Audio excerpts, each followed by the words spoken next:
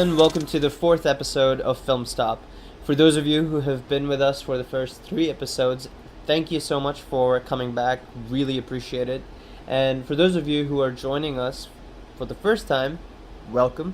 If this episode intrigues you, please do go back and listen to the first three episodes. Also, subscribe on Stitcher, iTunes, wherever you're getting this podcast feed. And also join us on our Facebook community as well as our Twitter. And that's Suraj S. Prakash. At Instagram, you can follow me at Suraj1912. So, today I thought we'll talk a little bit about the Oscars. And specifically, go over what are the Oscars, how is the Academy, what is the Academy made up of, how do they vote, then dive a little bit into the expectations from this year's Academy Awards, and then lastly, discuss our predictions. So to start with, what are the Oscars? I'm sure most of you listening to this episode already know this, but just to kind of elaborate, Oscars, or the Academy Awards, popularly known as the Oscars, but Academy Awards are the awards handed out by the Academy of Motion Picture Arts and Sciences here in America. And the Academy is really made up of, I think, close to about 6,600 members, and members from various branches of the Academy. These include actors, cinematographers, costume designers, directors, documentary, producers, music, public relations. You get the picture. And the way the Academy functions is that by itself it is governed by a board of governors. So this board of governors sees to the functioning of the Academy, and then every year they host Academy Awards, along with a couple other awards that are held, such as the Governor Awards and Scientific and Technical Awards, which don't get as much press, but the Oscars have been in, I guess, the public domain for so long and have so many eyeballs every year that it's actually truly one of those Super Bowls of film is how I like to call it, or World Cup of films. World Cup is probably not the right phrase, because there's only a few international film categories where films can truly just be a part of it. And the way the Academy functions is that the way the Academy Awards function is that each department votes for it's basically, or each department member votes for its category, and every department votes for a best movie nomination. So let me fix that for a statement there. So if you are in the let's say directors department, you can vote for best director as a category to nominate films, but you can also vote for best picture, but you can't vote for best editing. Of course, if you're also in the editing department, that's a different thing, but that's generally how the Academy functions. And over the years, there's been a lot hue and cry about, the Academy's lack of diversity, but, to their credit, they have over, I think, the past 2 years increased, or 3 years maybe, increased the percentage makeup of people of color and just the diversity of the Academy, from 13% to close to 38%, especially after the Oscars so wide controversy. There are people in the Academy from really across the world. From India, there is Amitabh Bachchan, for example, is in the Academy. Of course, Irfan Khan is in the Academy. And a lot of the times you get membership into the Academy if you have done a piece of work that is recognized by the Academy, specifically by the department that you're a part of. So that is overall, that's kind of like the 1,000-foot view of how the Academy functions and how the Academy Awards sort of function. Now, going into 2019, this past year has been quite intense for the Academy. It all started with the choice of having or wanting to have a popular film category, and leading this discussion about what what is a popular film? How do you define a popular film? That led to a lot of hue and cry against the nomination. It almost felt like a cheapening of sorts of the main best picture category, and a consolation prize for quote unquote box office hit movies. And so movies like Black Panther and Crazy Rich Asians were being looked at, oh, just because you're too highbrow to nominate these movies into the Best Picture category, you're giving them a consolation prize. And this is something we covered in the last episode too. Please do feel free to go back and listen to that one, where we talked about Black Panther. By we, I mean there was another guest here, and we discussed Black Panther's nomination. But in general, that was just the beginning of controversies for the Academy Awards. That led to a whole nother controversy with Kevin Hart and the host for the Academy Awards for this year. As we all know now, or most of us do, there is going to be no host for the Academy Awards this year, which leads us to this next topic, which is what am I expecting from the 2019 Oscars. So I actually do think that it's going to be a very interesting watch. I'm going to be completely honest. I am a huge Oscars nerd. I love watching it. I have loved watching it since I was a kid every year. And I really make it a point to go and catch up on all of the movies as best as I can before it starts. And to me, I'm going to watch it anyways. But over the years, Academy has been losing viewership, and it's broadcast by AMC networks, which has been trying to get them to do better at its core viewership, increasing its core viewership, which is one of the reasons why they wanted a good, really popular host. Enter Kevin Hart. Well, the internet pretty much ruined that, and there were basically tweets that were brought up from Kevin Hart's past, which led to more controversy and scandals, and all of a sudden Kevin Hart, chose to not apologize again and just step back and step away from all of this controversy, and the Academy was left without a host. Well, it's pretty much a thankless job, because if you really think about it from the host's perspective, I mean, they don't really have much to gain from here, because you pretty much know that as soon as you host, you're going to be put under this, excuse my language, but shitstorm of sorts by the internet. And of course, there isn't a lot of publicity gain, or even business gain from that sense that hosts feel. And for the amount of work that goes into it, it really seems like low returns. In that sense, a lot of people passed on the Oscars wanting them to host, and ultimately we are led to a point where there is no host. So 2019, if in case you didn't know, is going to have no host, and that's another thing that I'm intrigued about. Well, that leading into the most recent controversy, which is Academy saying that we're for sure going to restrict speeches. If you've seen any of the past Academy Awards, you know that they cut off speeches after a set amount of time, and main categories get about 60 seconds. And they've said that they will for sure restrict those speeches. Now, that led into another controversy, which was cutting 4 very important categories from being telecast. They had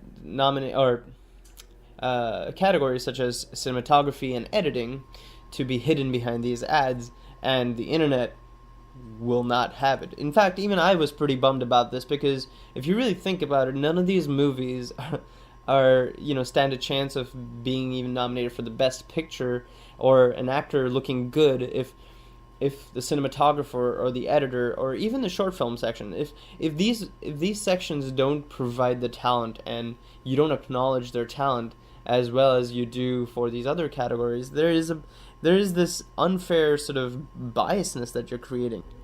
So I did think that they could have maybe even started 20 minutes earlier and had some of these awards play a little earlier. If people don't want to watch it, they don't need to watch it, but don't demean the people who are nominated and the people who are receiving the awards just because you think it's not a good business decision. Anyways, that led to the internet getting mad and the Academy backtracking, just like they backtracked on the popular film category. So we're not going to have a popular film category, we're not going to have a host, and we're definitely not going to, well, actually, we're definitely going to have the four categories, so all of those categories are going to be broadcast in the normal viewing portions. All of this has me intrigued. I am not quite sure how this year is going to roll out. I can say this, that besides the fact that they have Black Panther nominated for 7 categories, which is a very popular film, and besides the fact that they have some really strong contention with Star is Born, which is again a very popular film, I think that people are pissed off enough to not give a damn. So with all of this, I think that it's going to be interesting to see how it pans out. I am curious about how some of the non-hosts are going to introduce awards and categories. I'm curious about the playtime, of the entire event, the speeches. But if you're like me, who's intrigued about, a train wreck, possibly viewing a train wreck, or possibly viewing, some sort of a miracle that they pull off, then you should turn to your AMC channel or whatever channel in your local telecast is going to be showing Oscars at 7 p.m. Central Time on Feb 24th. So with that, let's move into the predictions. I'm going to start by saying that these are just that. These are my predictions, and, while I have seen these movies and I, of course, have my own opinions, please do chime in, comment on Facebook or on Twitter. Find me at, again, Suraj S. Prakash, or Instagram, Suraj1912, and just join the conversation. Let's start off with Best Supporting Actor Male. The nominations for the category are Adam Driver for Black Klansman, Mahershala Ali for Green Book, Sam Rockwell for Vice, Sam Elliott for A Star is Born, and Richard E. Grant for Can You Ever Forgive Me? So, I've seen all these movies, and in fact, there's also a review for Green Book in episode 3 if you'd like to go check that out if you haven't seen the movie, or if you've even seen the movie. But, if I was to go through this list, my strongest contender here is Richard E. Grant, for a couple of reasons. One, and the majority of the reasons, being the fact that he's brilliant in Can You Ever Forgive Me. The way he portrays the character of Jack, and the way he imbues the spirit of Jack more than anything, apart from the chemistry that he has with Melissa McCarthy, which of course is shared with Melissa McCarthy, but when he's on the screen, you see a version of Richard E. Grant that you have possibly never seen before, and for that reason, I think he is the perfect choice. And apart from, I think also the fact that he has never won an Academy Award, I think is going to be working in his favor from the Academy's perspective. So moving to Best Supporting Actress, I feel that this one is a little difficult. I think, so the nominations, are Emma Stone for The Favorite, Rachel Weisz for The Favorite, Regina King for If Beale Street Could Talk, Marina de Tavira, I'm sorry if I butchered that name, for Roma, and Amy Adams for Vice. So I've heard a couple of opinions that, because Emma Stone and Rachel Weisz are from the same movie, they could possibly cut each other out, because if a person is nominating or even selecting from the nominees, they are going to look at these two brilliant actresses as tough to decide between the two in the same movie. I don't think that that is fair. I do think that Rachel Weisz is great in the movie, but I think Emma Stone is really, really good, and she has a very good chance of winning for her portrayal of Abigail. And I think that the only thing that works against her is the fact that she just recently won for La La Land, which I don't know how much of that really comes into play here. I will add that Amy Adams has never won a Oscar, so this may just be that time, because I think she was snubbed for Arrival, and I'm sure the internet will correct me on this, but I think she was snubbed for Arrival, and I think that the Academy might lean into that.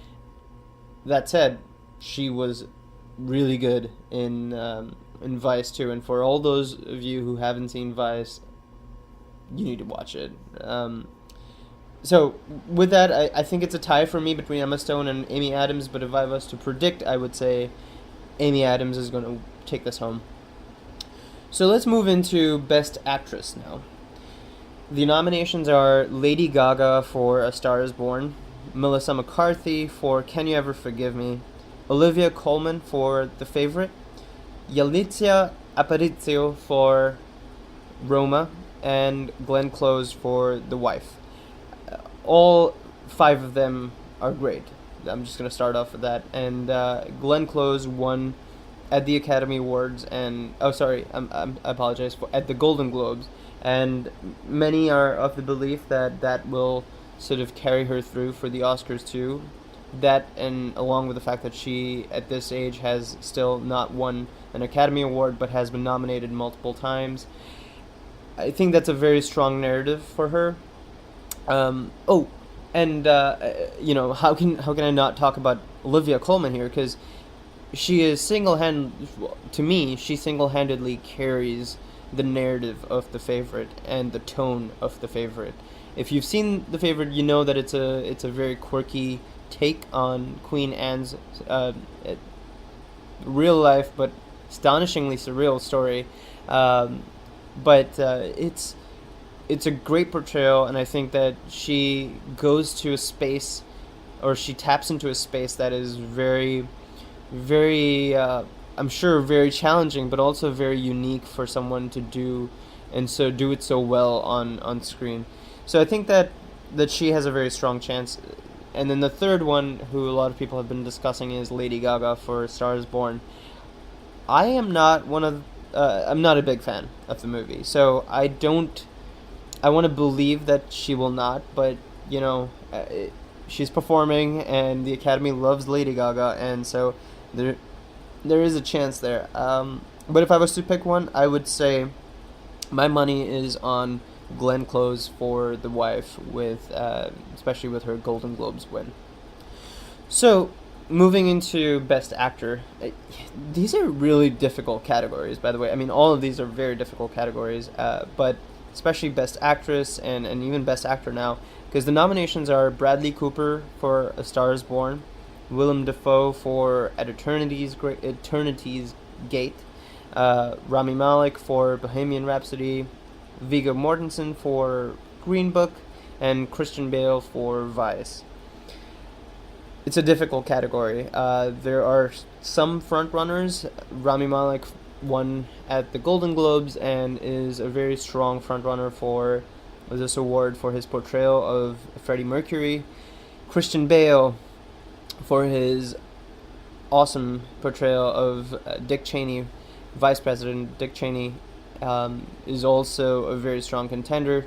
And some would even go on to say that Bradley Cooper, with a snub in the Best Director category, has a chance of winning this one.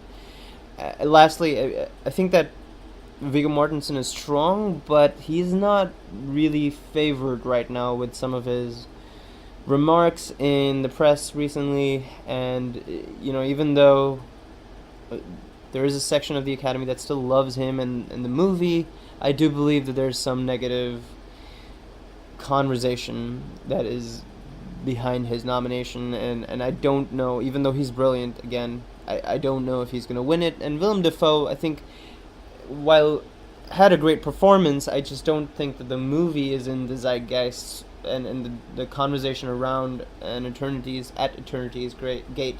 Oh my god, I can't say that name.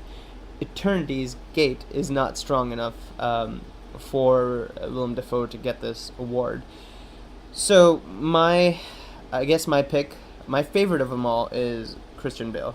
But if I were to pick one, I think Rami Malek is going to take this one, mainly because the Academy loves him, the Golden Globes loved him, and it's a popular sort of film that actually made its way through into Best Picture nominee too, which was a surprise. Vice did too, but just the fact that no one was expecting Bohemian Rhapsody to make it into Best Picture and it did tells me that there's this force behind the movie, and it's not because of Bryan Singer, because Bryan Singer is under the negative gaze of the internet, and so I think that it is because of Rami Malek, and I think that this award is pretty written for him.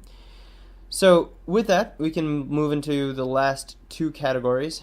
The second to last category is going to be Best Director, and this one is always interesting to me. I follow this very closely every year, but this year we have Spike Lee for Black Klansman, Adam McKay for Vice, Paul Pawlikowski for Cold War, Alfonso Cuarón for Roma, Yorgos Lanthimos for The Favorite.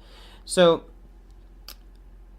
here too, it's a difficult one to pick directly.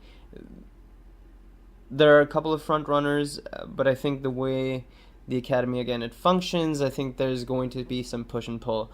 So Alfonso Cuarón is pretty much a front runner because of how well the movie was received, and his direction has been applauded just through the past few months. And one thing that I didn't mention earlier, which is a lot of campaigning that a lot of these movie producers or distributors and even the nominees themselves that do throughout the year or throughout the past few months before the Oscars happen, lead to a lot of the decisions that the Academy makes in the campaigning. From what I have read and heard, Alfonso Cuarón is a gem of a person to meet, to talk to be with. Spike Lee has never been nominated, which is criminal to me, but this is his first nomination, and that in of itself is a piece of conversation that I'm sure the Academy members will be having amongst themselves, and is going to give some points to the Academy is going to give some points to that fact. I think if it were up to me, my favorite was Yorgos Lanthimos for The Favorite, and this one was difficult because, as we'll talk about later, Vice is my favorite movie of the year, which is Adam McKay. But I think that Yorgos Lanthimos, what he did with The Favorite, was just amazing. And even though these guys are my favorites, they're not the front runners. I do think that this award is going to, in fact, go to Alfonso Cuarón. If I was to put my money on it, it is very close though. Spike Lee is right up there. And then, lastly, moving into the last category to discuss here, which is Best Picture. So the nominations for Best Picture are Bohemian Rhapsody, The Favorite, Black Panther, Black Klansman, Green Book, Vice, A Star is Born, and Roma. So let's go through this list, and then I'm going to start from the bottom and go up top with my favorites, and then we're going to talk about what possibly could win and would be my prediction for a win. At the bottom of the list for me would be A Star is Born. I genuinely don't think it was an entertaining movie. I don't think it was Anything new, anything refreshing, definitely not worthy of a Best Picture nominee, in my humble opinion. This is the story we've seen before, and in fact, in my, again, humble opinion, has been done better many times in the past. So I don't look favorably upon A Star Is Born, and really don't consider it as one of the best films of the year. So it's at the bottom of the list, number 8 for me. Number 7 is, this one's a little difficult, but is Green Book. I think I think it's a good movie. I think it's definitely worth a one-time watch. But again, I don't think that it was anything new or refreshing. It did not. I didn't take home anything from watching that movie. If anything, I just took home the fact that Viggo Mortensen and Mahershala Ali are great performers, but I already knew that.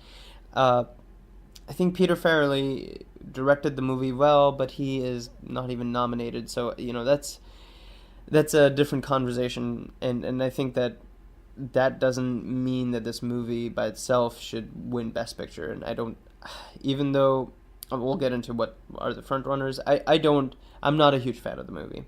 So that's number 7. Number 6 for me is Bohemian Rhapsody. A very enjoyable watch. And the reason it's number 6 is that I liked it more than Green Book. I thought it was very enjoyable, but it was basically just 2 hours of Queen's album with some video in the background. And I'm not gonna. That feels like I'm demeaning, the work that was put behind it, especially from Rami Malek. But the film didn't have a very strong narrative for me. It just didn't have a strong story. The plot was pretty weak, especially when you really take into consideration that they fudged with a lot of facts. I just felt that overall it was a weak film, from a Best Picture nominee standpoint. I think it was a good movie to watch with your friends or family, but not the best of the year for me. Moving on to the next one, so we've gone through A Star Is Born at the bottom, then Green Book, then Bohemian Rhapsody.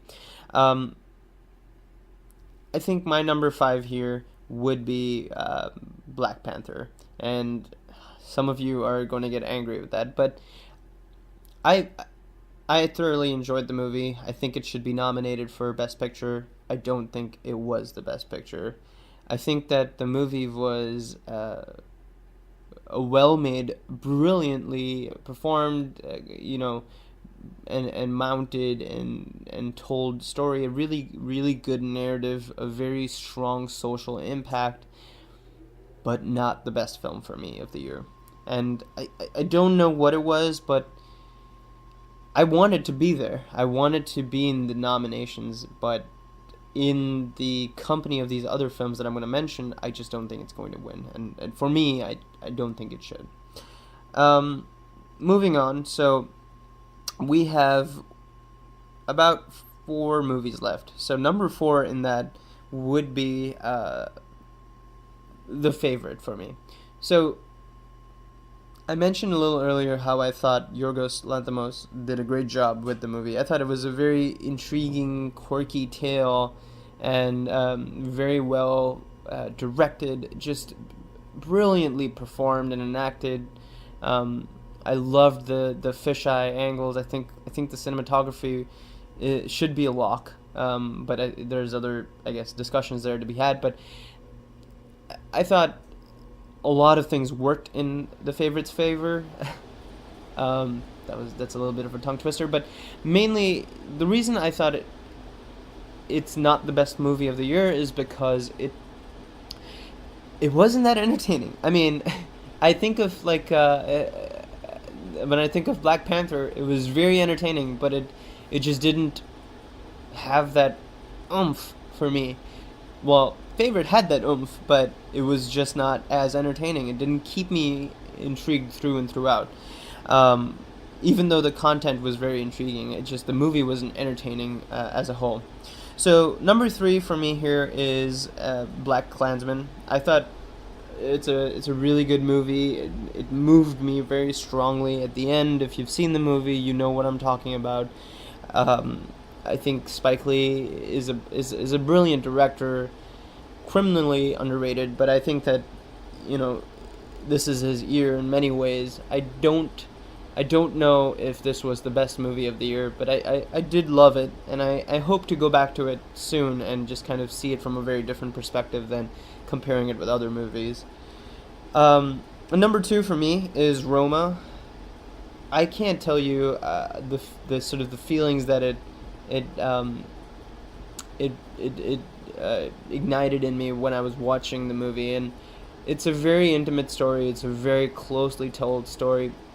It's not a movie that you should go into expecting action and drama, and well, drama is there, but I think it's a more of an intimate narrative. It's almost your grandmother telling you about your parents, and it's that style of storytelling. It's that style of narrative. It's a very um,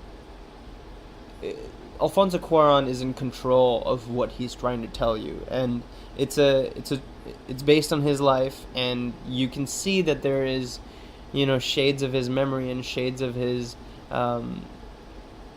emotions, sort of, showing up on screen, and that's the intimacy part of it really got me. Besides the fact that it's brilliantly crafted and mounted and technically um, astounding. I mentioned earlier that favorite should win for best cinematography, but I think that now that I think about it, I think Roma might take that away from it.